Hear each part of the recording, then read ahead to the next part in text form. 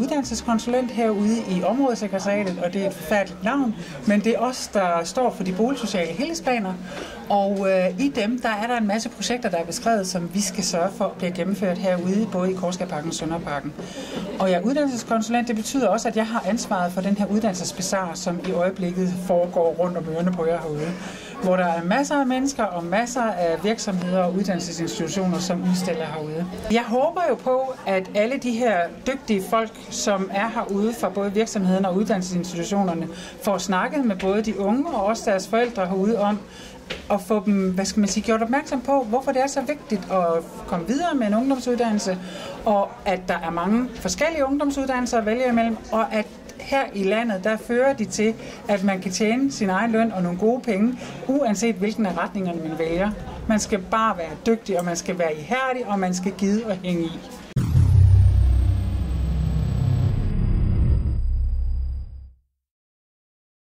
Jeg er studievejleder på IBC Handelsgymnasiet, og Handelsgymnasiet det er en 3-årig gymnasial uddannelse, som peger frem mod at læse videre på universitet og handelshøjskole osv.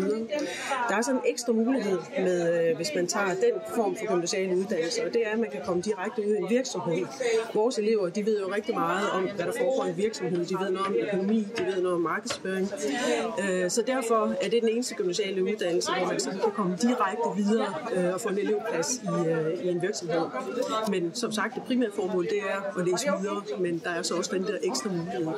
Og man kan sige, hvis man sammenligner med fagene i et almen gymnasium, vi minder en del om et almen gymnasium, men i stedet for fysik og de andre naturvidenskabelige fag, der har vi fag som økonomi, virksomhedsøkonomi og international økonomi og markedsføring og kulturforståelse og sådan nogle fag. Og så har vi også alle de almene, altså matematik og dansk og engelsk og så videre. Uddannelsesvejleder på Social- og Sundhedsskolen her i Fredericia.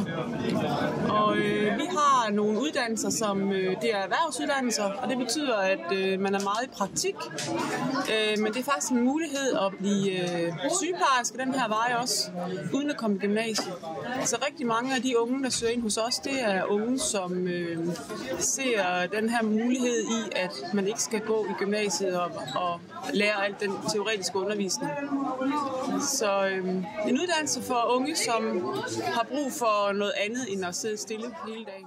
De skal vælge politiuddannelsen, fordi vi gerne skal have et bredt udsnit af den danske befolkning til at komme ind til politiet. Vi skal gerne have alle grupper i det danske samfund, sådan så vi favner bredt. Og så er det også et spændende arbejde.